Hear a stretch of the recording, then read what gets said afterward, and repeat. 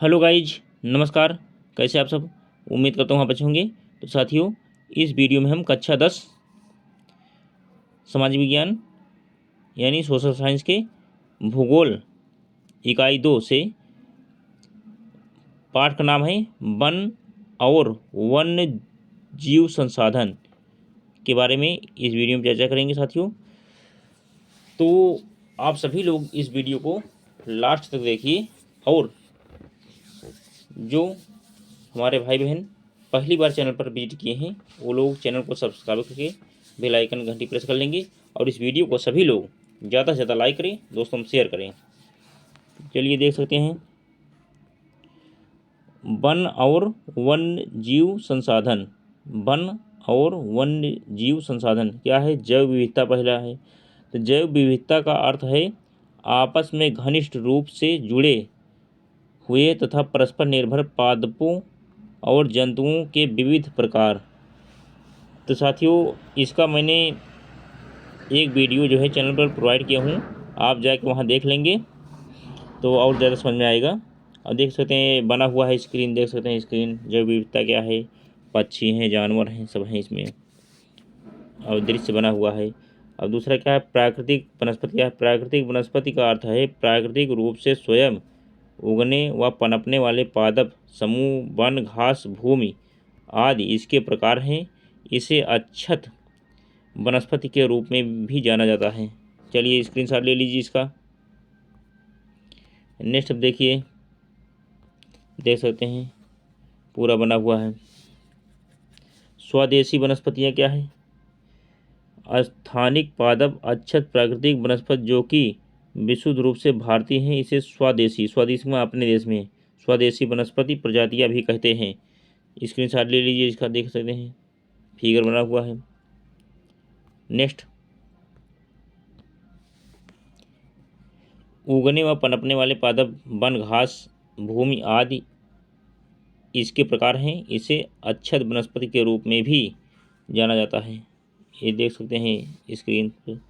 स्वदेशी वनस्पति प्रजातियाँ, स्थानिक पादप अक्षत प्राकृतिक वनस्पति जो कि विशुद्ध रूप से भारतीय हैं, इसे स्वदेशी वनस्पति प्रजातियाँ भी कहते हैं। स्क्रीनशॉट ले लीजिए साथियों इसका। नेक्स्ट, अब देखिए पारितंत्र पारिस्थितिकी तंत्र क्या है? किसी क्षेत्र के पादप और जंतु अपने भौतिक पर्यावरण में एक दूसरे पर निर्भर व परस्पर जुड़े हुए होते हैं। यही एक पारिस्थितिकी तंत्र बनाता है।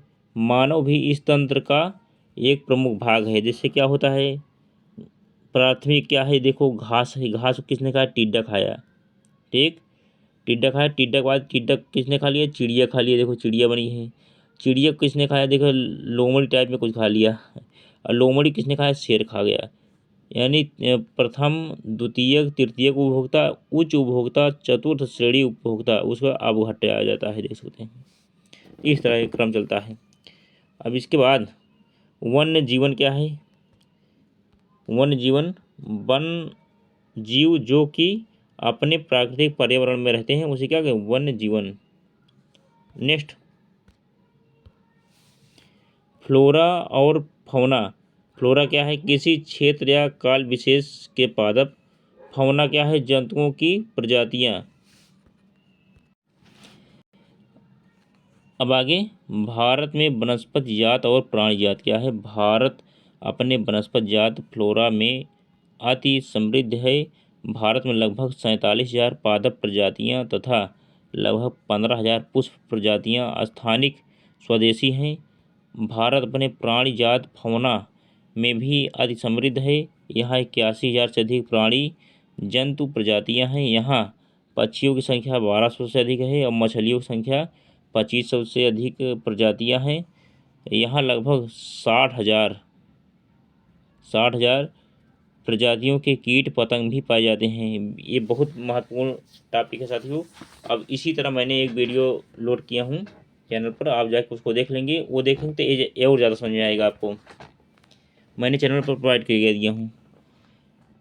कर दिया हूँ, देखना आप काम है। आप देखेंगे तो बिल्कुल समझ लीजिए कि आप पूरा सीख जाएंगे।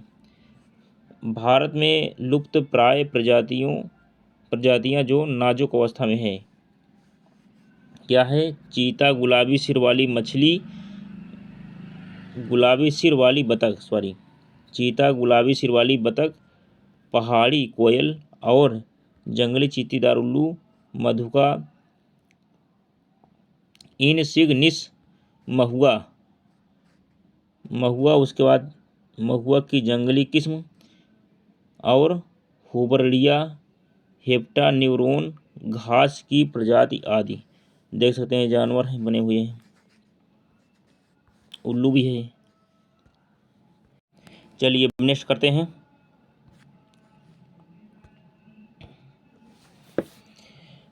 लुप्त होने का खतरा झेल रही प्रजातियां। भारत में बड़े प्राणियों में से स्तनधारियों की 79 जातियां, पक्षियों की 44 जातियां, सरीसृपों की 15 जातियां और जल स्थलचरों की 3 जातियां लुप्त होने का खतरा झेल रही हैं। लगभग 1500 पादप जातियों के भी लुप्त होने का खतरा बना हुआ है। प्रजातियों का वर्गीकरण। अंतर्राष्ट्रीय प्राकृतिक संरक्षण और प्राकृतिक संसाधन संरक्षण संघ IUCN के अनुसार इनको निम्नलिखित श्रेणियों में विभाजित किया जा सकता है। सामान्य जातियां। ये वे जातियां हैं जिनकी संख्या जीवित रहने के लिए सामान्य मानी जाती हैं, जैसे पशु, साल, चीड़ और कृंतक, रोडेट्स इत्यादि। देख सकते हैं, स्क्रीनशॉट ले लीजिए, इसका पूरा स्क्रीनशॉट ले लीजिए, दिखाई दे रहा है सब ना। नेक्स्ट, लुप्त जातियाँ क्या हैं? ये वे जातियाँ हैं जो इनके रहने के आवासों में खोज करने पर अनुपस्थित पाई गई, जैसे एशियाई चीता, गुलाबी सिर वाली। चलिए देख सकते हैं, स्क्रीनशॉट ले लीजिए इसका। देखो चूहा ही बना है, ये जानवर हैं, पक्षी भी हैं। नेक्स्ट, सुभेद जातियाँ। ये वे जातियाँ हैं जिनकी संख्या घनी रही है, जिन विषम परिस्थितियों के कारण इनकी संख्या, यदि इनकी संख्या पर विपरीत प्रभाव डालने वाली परिस्थितियों नहीं बदली जाती और इनकी संख्या घटती रहती है तो यह संकटग्रस्त जातियों की श्रेणी में शामिल हो जाएंगी, जैसे नीली भेड़, एशियाई हाथी, गंगा नदी आदि। अब देख सकते हैं, स्क्रीनशॉट ले लीजिए। संकटग्रस्त जातियाँ क्या है?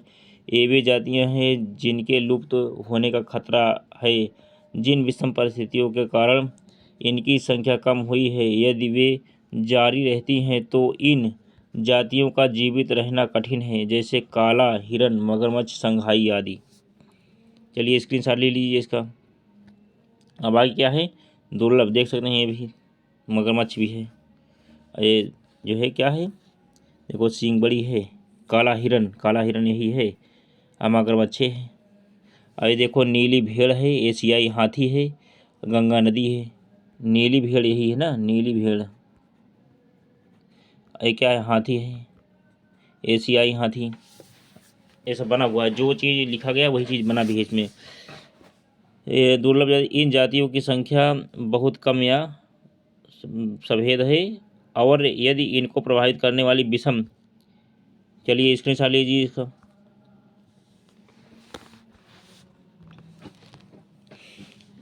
यदि इनको प्रभावित करने वाली विषम परिस्थितियां नहीं परिवर्तित होती तो यह संकटग्रस्त जातियों की श्रेणी में आ सकती हैं।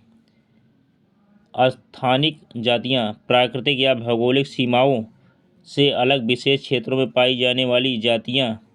निकोबारी कबूतर, अंडमानी जंगल सुअर और अरुणाचल के मिथुन इन जातियों के उदाहरण हैं। देख सकते हैं। अब वनस्पति जात और प्राणी जात के ह्रास के कारण कृषि में विस्तार। भारतीय वन सर्वेक्षण के आंकड़े के अनुसार 1951 से 1980 के बीच 26,200 वर्ग किलोमीटर से अधिक के वन क्षेत्र को कृषि भूमि में बदल दिया गया। अधिकतर जनजातीय क्षेत्रों, विशेषकर पूर्वोत्तर और मध्य भारत में स्थानांतरित झूम खेती अथवा स्लैश और वर्ण खेती के चलते वनों की कटाई या निम्नीकरण हुआ। चलिए स्क्रीनशॉट लीजिए इसका। अब आगे क्या है, संवर्धन वृक्षारोपण, जब व्यावसायिक महत्व के किसी एक प्रजाति के पादप का वृक्षारोपण किया जाता है तो इस संवर्धन वृक्षारोपण कहते हैं। इस संवर्धन को वृक्षारोपण कहते हैं। भारत के नेक्स्ट,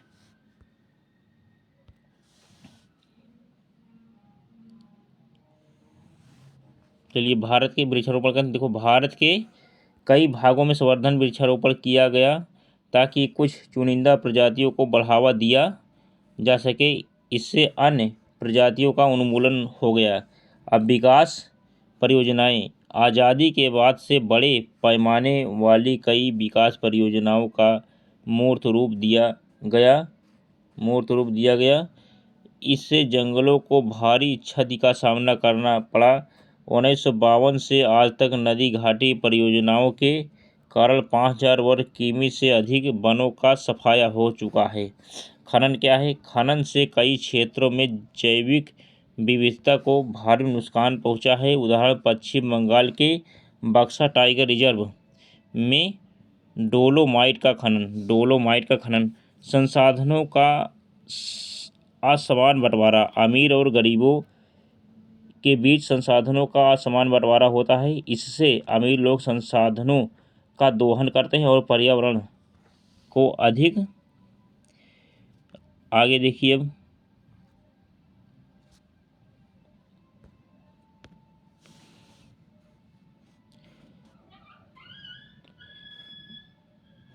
पर्यावरण को अधिक नुकसान पहुंचाते हैं। यहाँ तक हो गया। इसका हिमालय यव चीड़ की प्रकार सदाबहार वृक्ष एक औषधीय पौधा है जो हिमालय प्रदेश और अरुणाचल प्रदेश के कई क्षेत्रों में पाया जाता है। देख सकते हैं, यही तो है। उपयोग क्या है इसका, पेड़ की छाल, पत्तियों, टहनियों और जड़ों से टक्सोल नामक रसायन निकाला जाता है। कैंसर रोगों के उपचार के लिए प्रयोग किया जाता है। देख सकते हैं, इसका उपयोग जो है साथियों कैंसर के लिए होता है। बहुत महत्वपूर्ण जो है ये पौधा होता है। अब नुकसान क्या है, नुकसान हिमाचल प्रदेश और अरुणाचल प्रदेश में विभिन्न क्षेत्रों में यव के हजारों पेड़ सूख गए हैं। ये पेड़ अगर सूख गया तो नुकसान हो गया। अब वही ये पेड़ रहता तो क्या होता, इससे जो है औषधि उत्पन्न की जा सकती थी। वही बता रहा है। कम होते संसाधनों के सामाजिक प्रभाव, संसाधनों के कम होने से समाज पर प्रतिकूल प्रभाव पड़ते हैं। कुछ चीज़ें इकट्ठा करने के लिए महिलाओं पर अधिक बोझ होता है, जैसे ईंधन, चारा, पेयजल और ये देख सकते हैं। चलो यहाँ भी पढ़ देता हूँ। संसाधनों के कम होने से समाज पर प्रतिकूल प्रभाव पड़ता है। कुछ चीज़ें इकट्ठा करने के लिए महिलाओं पर अधिक बोझ होता है, जैसे ईंधन, चारा, पेयजल और अन्य मूलभूत चीज़ें। इन संसाधनों की कमी से महिलाओं को अधिक काम करना पड़ता है। कुछ गांवों में पीने का पानी लाने के लिए महिलाओं को कई किलोमीटर पैदल चलकर जाना होता है। वनोन्मूलन से बाढ़ और सूखा जैसी प्राकृतिक विपदाएं बढ़ जाती हैं, जिससे गरीबों को काफ़ी नष्ट होता है। भारतीय वन्य जीवन संरक्षण अधिनियम 1972 ये बहुत महत्वपूर्ण है। 1960 से 1970 दशकों में पर्यावरण संरक्षकों ने वन्य जीव की रक्षा के लिए नए कानून की मांग की थी। उनकी मांगों को मानते हुए सरकार ने भारतीय वन्य जीवन रक्षण अधिनियम 1972 को लागू किया। उद्देश्य क्या है, इस अधिनियम के तहत संरक्षित प्रजातियों की एक अखिल भारतीय सूची तैयार की गई। नेक्स्ट क्या है, बची हुई संकटग्रस्त प्रजातियों के शिकार पर पाबंदी लगा दी गई। नेक्स्ट, वन्य जीवन के व्यापार पर रोक लगाया गया। अब नेक्स्ट क्या है, वन्य जीवन के आवास को कानूनी सुरक्षा प्रदान की गई। कई केंद्रीय सरकार व कई राज्य सरकारों ने राष्ट्रीय उद्यान और वन्य जीव पशु विहार स्थापित किए। चलिए स्क्रीनशॉट लीजिए साथियों इसका। देखते हैं, कुछ खास जानवरों की सुरक्षा के लिए कई प्रोजेक्ट शुरू किए गए, जैसे प्रोजेक्ट टाइगर। संरक्षण के लाभ, संरक्षण से कई लाभ होते हैं। इससे परिस्थिति की विविधता को बचाया जा सकता है। इससे हमारे जीवन के लिए जरूरी मूलभूत चीज़ों जल, हवा, मिट्टी का संरक्षण भी होता है। वन विभाग द्वारा वनों का वर्गीकरण देख सकते हैं। वन है, ये सब वन है। तो क्या होता है, आरक्षित वन क्या है? देश में आधे से अधिक वन क्षेत्र आरक्षित वन घोषित किए गए हैं।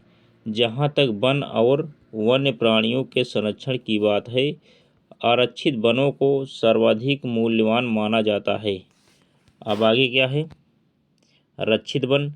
वन विभाग के अनुसार देश के कुल वन क्षेत्र का 1/3 हिस्सा रक्षित है। इन वनों को और अधिक नष्ट होने से बचाने के लिए इनकी सुरक्षा की जाती है। चलिए नेक्स्ट,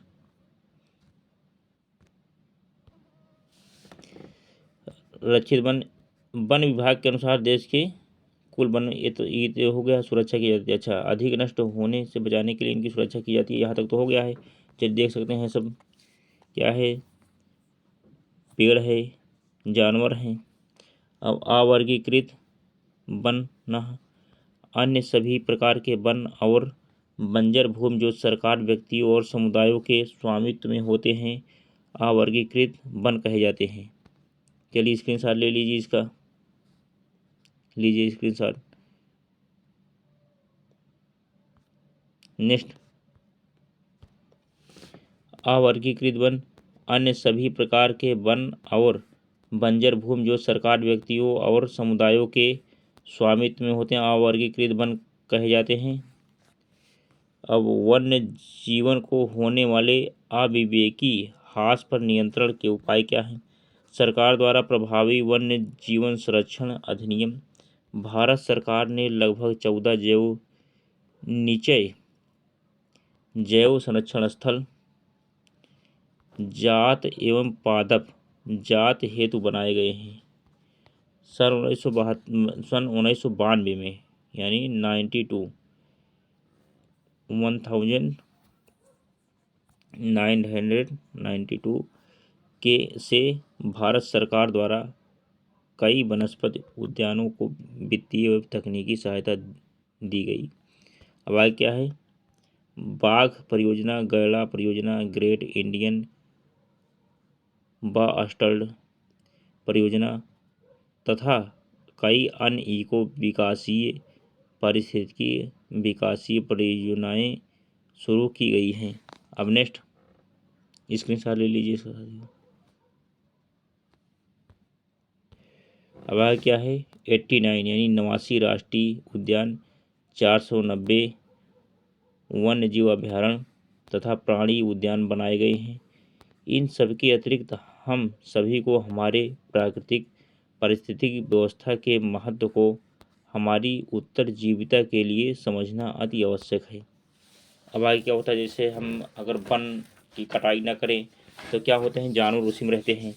अगर हम वन छेड़ेंगे तो जानवर वहाँ से निकल के भागेंगे तो घटना करेंगे। इसलिए जो है वन का रहना बहुत आवश्यक है। अब आगे क्या साथियों, चिपको आंदोलन क्या है? एक पर्यावरण रक्षा का आंदोलन था। यह भारत के उत्तराखंड राज्य में किसानों ने वृक्षों की कटाई का विरोध करने के लिए किया था। यह आंदोलन तत्कालीन उत्तर प्रदेश के चमोली जिले में सन 1970 में प्रारंभ हुआ। चमोली जिला, अब तो हम उत्तराखंड में हैं। जब बटा नहीं था राज्य, जब उत्तराखंड नहीं बना था, तो उत्तराखंड जो राज्य है वहाँ के जिले सब कहाँ उत्तर प्रदेश में थे, वही बता रहे हैं इसमें कि तब हुआ था। और चिपको आंदोलन का मतलब है कि कुछ वहाँ पे दबंग व्यक्ति क्या करते थे, पेड़ काट के बेचते थे जंगल में। तो वहाँ के लोग, और खासकर सुंदरलाल बहुगुणा एक थे नेता, वो जो है किसानों के नेता थे, वो पहुँच करके पेड़ में चिपक जाते थे और वहाँ के लोगों को भी कहते थे पेड़ में जो है रखवाली करो, पेड़ पे ध्यान दीजिए, कोई काटने न पाए। इसलिए चिपको आंदोलन तभी चला था। अगर कोई काटने जाता था पेड़ पर लोग चिपक जाते थे। अब आगे क्या है, प्रोजेक्ट टाइगर। बाघों को विलुप्त होने से बचाने के लिए प्रोजेक्ट टाइगर को 1973 1973 में शुरू किया गया था। 20वीं सदी की शुरुआत में बाघों की कुल आबादी 55,000 थी, जो कि 1973 में घटकर 1827 हो गई। देखते हैं बहुत कम हो गया। पहले कुल आबादी कितनी थी बाघों की? 55,000 थी, और 1973 में कितनी हो गई? घटकर 1827 हो गई। चलिए स्क्रीनशॉट ले लीजिए इसका। अब आगे क्या हुआ फिर? प्रोजेक्ट टाइगर, बाघों को विलुप्त होने से बचाने के लिए प्रोजेक्ट टाइगर को 1973 में शुरू किया गया था। 20वीं सदी की शुरुआत में बाघों की कुल आबादी 55,000 थी, जो 1973 में घटकर 1827 हो गई, जो कि मैंने पहले ही बता दिया था। अब बाघ की आबादी के लिए खतरे क्या हैं? देख सकते हैं, बाघ है ये। खतरे: व्यापार के लिए शिकार, सिमटता आवास, भोजन के लिए आवश्यक जंगली उपजातियों की घटती संख्या आदि। महत्वपूर्ण टाइगर रिजर्व क्या है? उत्तराखंड में कार्बेट राष्ट्रीय उद्यान, पश्चिम बंगाल में सुंदरबन राष्ट्रीय उद्यान, मध्य प्रदेश में बांधवगढ़ राष्ट्रीय उद्यान, राजस्थान में सरिस्का वन्यजीव पशु विहार, असम में मानस बाघ रिजर्व, और केरल में पेरियार बांध रिजर्व भारत में बाघ संरक्षण परियोजनाओं के उदाहरण हैं। स्क्रीनशॉट ले लीजिए इसका साथियों। नेक्स्ट, अब क्या है? अब कुछ जातियां इनके बारे में, जैसे दुर्लभ जातियां क्या हैं? इन जातियों की संख्या बहुत कम सुभेद है, और यदि इनको प्रभावित करने वाली विषम परिस्थितियां परिवर्तित नहीं होती हैं तो यह संकटग्रस्त जातियों की श्रेणी में आ जाती हैं। स्थानिक जातियां क्या हैं? प्राकृतिक या भौगोलिक सीमाओं से अलग विशेष क्षेत्र में पाई जाने वाली जातियां, जैसे अंडमानी चील, निकोबारी कबूतर आदि इन जातियों के उदाहरण हैं। लुप्त जातियां क्या हैं? जो दिखाई न पड़ती हों। यह भी जातियां हैं जो इनके रहने के आवासों में खोज करने पर अनुपस्थित पाई गई हैं। यह उपजातियां स्थानीय क्षेत्र, प्रदेश, देश, महाद्वीप, पूरी पृथ्वी से विलुप्त हो गई, यानी लुप्त हो गई हैं। यह एशियाई चीता और गुलाबी सिर वाली बतख आदि प्रजातियां हैं। भारतीय वनों के प्रकार: प्रमुख वनस्पति और जलवायु परिस्थितियों के अनुसार भारतीय वनों को निम्नलिखित प्रकारों में वर्गीकृत किया गया है।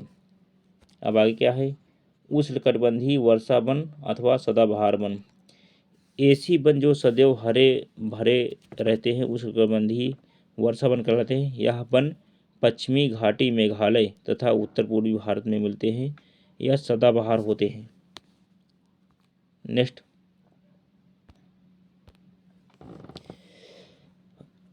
उत्तर पूर्वी भारत में मिलते हैं, यह सदाबहार होते हैं। इनमें महोगनी, एबोनी, रोजवुड वृक्ष मिलते हैं। उष्णकटिबंधीय पर्णपाती वन अथवा मानसूनी वन। अब आगे क्या हो गया? ऐसी वन जो ग्रीष्म काल के आरंभ में अपनी पत्तियां गिरा देते हैं पर्णपाती वन कहलाते हैं। इनमें सागौन, साल, शीशम, चंदन, बांस आदि उपयोगी वृक्ष पाए जाते हैं। नेक्स्ट, कांटेदार उष्णकटिबंधीय वन। यह छितरे हुए तथा झाड़ी नुमा होते हैं। यह राजस्थान तथा दक्षिण प्रायद्वीप के शुष्क भागों में पाए जाते हैं। इन वनों की मुख्य प्रजातियां कीकर, बबूल, कैक्टस आदि हैं। अब आगे पर्वतीय वन। पर्वतीय वन, यह हिमालय पर्वत तथा पश्चिमी घाट के पर्वतीय क्षेत्रों में पाए जाते हैं। हिमालय के पर्वतीय भागों में चीड़, देवदार, ओक, चिनार, वालन आदि वृक्ष पाए जाते हैं, जो 1500 से 1750 मीटर ऊंचे तक पाए जाते हैं। ब्लू पाइन तथा स्प्रूस 22-25 से। चलिए नेक्स्ट स्क्रीनशॉट लीजिए। पर्वतीय वन क्या है साथियों? ब्लू पाइन स्प्रूस 22-25 से 30-48 मीटर की ऊंचाई तक पाए जाते हैं। 3000 से 4000 मीटर की ऊंचाई पर सिल्वर, जूनिफर, पाइन, बर्च पाए जाते हैं। ज्वारी वन क्या है? जीवन गंगा की डेल्टाई भागों में पाए जाते हैं। पश्चिम बंगाल स्थित सुंदरबन डेल्टा इन के लिए विख्यात है। सुंदरबन डेल्टा में सुंदरी नामक मैंग्रोव वृक्ष पाए जाते हैं वहीं पर। अब इसमें होता है क्या साथियों कि सुंदरबन डेल्टा जहाँ नदियाँ जो है मिट्टी ला करके और वहाँ पे इकट्ठा कर देती है, वहीं डेल्टा बन जाता है, उसे कहते हैं डेल्टा। पश्चिम बंगाल में हुआ है तो वहीं पर सुंदरबन डेल्टा है, बहुत बड़ा डेल्टा है वो। अब आ गया अति लघु उत्तरीय प्रश्न जो आपको परीक्षा में पूछे जाएंगे। इसका जो है आपको अध्ययन करना आवश्यक है। क्या है साथियों? IUCN का तात्पर्य क्या है? इसका मतलब है अंतर्राष्ट्रीय प्राकृतिक संरक्षण और प्राकृतिक संसाधन संरक्षण संघ, इसका अर्थ हो जाएगा। क्वेश्चन नंबर 2 क्या है? वन संसाधन को प्रभावित करने वाले कारकों को स्पष्ट कीजिए। क्योंकि यह प्रश्न बहुत महत्वपूर्ण है और हर बार परीक्षा में पूछा जाना है। कितना आपको लिखना है, बस इसका केवल इतना ही लिख देना है, बस इतने से कारण चल जाएगा आपका कार्य, आप अच्छे नंबर से पास हो जाएंगे। अब आगे क्या है? संसाधन को प्रभावित करने, उत्तर क्या हो जाएगा? संसाधन को प्रभावित करने वाले निम्नलिखित कारक है। धरातल, जलवायु, नेक्स्ट देखो यहाँ पे है धरातल, जलवायु, भूगर्भिक संरचना, आर्द्रता। अब तीसरा क्वेश्चन क्या है? भारत का सबसे कंपनी क्षेत्रफल वाले राज्य एवं केंद्र शासित प्रदेश का नाम बताइए। कंपनी दें कम क्षेत्रफल है, भारत के कम क्षेत्रफल और अधिक क्षेत्रफल। तो देखो भारत का सबसे कम वन क्षेत्र फल वाला राज्य गोवा है तथा केंद्र शासित प्रदेश अंडमान निकोबार द्वीप समूह है। चलिए स्क्रीनशॉट ले लीजिए इसका साथियों। अब आगे क्या है? हिमालय नयव किसे कहते हैं? तो यह एक औषधि पौधा है जो हिमालय प्रदेश और अरुणाचल प्रदेश के कई क्षेत्रों में पाया जाता है। बस इतना ही आपको लिखना है बस। चलिए स्क्रीनशॉट ले लीजिए इसका। नेक्स्ट देख सकते हैं ज्योग्राफी के इम्पॉर्टेंट क्वेश्चन। साथियों ये सब क्वेश्चन इकट्ठा करने में बनाने में बहुत टाइम लगा था, इसलिए आप लोग जो है लाइक करते रहें और कमेंट करते हैं, क्योंकि आपको बेचारा धीरे नहीं पढ़ना है वो करे तो हम करेंगे नहीं, क्योंकि अच्छे नंबर से पास आपको होना है। तो संकल्प भी आपको लेना है कि हम लाइक भी करेंगे, कमेंट भी करेंगे और दोस्तों में वीडियो शेयर भी करेंगे। तो साथियों इतना आप करिए। अब इस वीडियो पर 1000 लाइक से अधिक और 1000 कमेंट चाहिए आप लोगों से। अब आगे क्या है? नेक्स्ट प्रश्न, नेक्स्ट क्वेश्चन क्या है? ग्रीन इंडिया मिशन का उद्देश्य क्या है? इस उत्तर क्या हो जाएगा आंसर? इसके अंतर्गत देश में जलवायु परिवर्तन के प्रभाव को कम करने व वनावरण में 6 से 8 मिलियन हेक्टेयर की वृद्धि करने का लक्ष्य रखा गया है। अब क्वेश्चन अगला क्या है? भारत कितनी प्रतिशत भूभाग पर वन है? भारत में कितनी प्रतिशत भूभाग पर वन है? तो आंसर क्या हो जाएगा? 21.54%, यही आंसर हो जाएगा। अब क्वेश्चन क्या है? कुछ भारत के प्रथम नेशनल पार्क की स्थापना कब हुई थी? तो आंसर हो जाए क्या? 1936 ईस्वी में हुई थी। आप वहाँ ऐसे लिखेंगे भारत में नेशनल पार्क की स्थापना 1936 ईस्वी में हुई थी, बोर्ड के कॉपी में लिख देना तो आपको अच्छे नंबर मिल जाएंगे। अब अगला क्वेश्चन है क्या? भारत में वन नीति का निर्माण कब किया गया था? तो 1952 में किया गया था, 1952 ईस्वी में किया गया था। अब नेक्स्ट क्वेश्चन, वन नीति के अंतर्गत भौगोलिक क्षेत्रफल कितने प्रतिशत वन होने चाहिए? यानी 33%, आंसर हो जाए 33%। अब आगे वन महोत्सव किसके द्वारा आरंभ किया गया? वन महोत्सव तो KM मुंशी द्वारा वन महोत्सव आरंभ किया गया था। अब नेक्स्ट क्वेश्चन,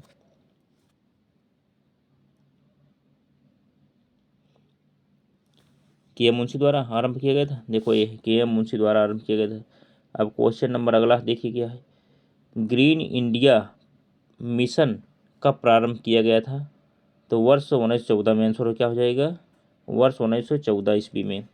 चिपको आंदोलन संबंधित है वन संरक्षण से, आंसर हो जाएगा वन संरक्षण से संबंधित है, उत्तराखंड जो ही पढ़ा रहे थे। अब आगे क्या है, ग्रीन इंडिया मिशन का उद्देश्य क्या था, जलवायु परिवर्तन इसका उद्देश्य था, आंसर हो जाएगा। नेक्स्ट क्वेश्चन है, भारत में प्रोजेक्ट टाइगर की शुरुआत कब की गई थी, कब की गई थी, तो वर्ष 1973 ईस्वी में। चलिए आंसर हो जाएगा 1973 ईस्वी में। अब नेक्स्ट क्वेश्चन, भारत की नवीनतम वन सर्वेक्षण रिपोर्ट 2019 के अनुसार कितने प्रतिशत भूभाग पर वन है, तो कितने प्रतिशत पे है, देख सकते हैं 24.56%। यही क्या हो जाएगा, आंसर हो जाएगा। चलिए स्क्रीनशॉट ले लीजिए इसका। नेक्स्ट अब जो है बहुविकल्पी है, चलो हम इसका जो है हम करा देंगे बहुविकल्पी भी। तो साथियों ये प्रश्न जो है यहीं तक थे, पूरे हुए। अब इसका आप जो है स्क्रीनशॉट पूरा ले लीजिए, यहीं तक था प्रश्न, क्योंकि इसका आंसर आपको लिख के देना है। तो साथियों ये हुआ वीडियो पूरा। आप इसको जो है 1-2 बार अध्ययन कर लेंगे तो आपके दिमाग बैठ जाएगा और आप लिख देंगे एग्ज़ाम में, अच्छे नंबर से पास हो जाएंगे। तो चलिए हम अब अपनी वाणी को विराम देता हूँ। तो साथियों इस वीडियो को सभी लोग ज़्यादा से ज़्यादा लाइक करें, दोस्तों में शेयर करें। जय हिंद, जय भारत, वंदे मातरम।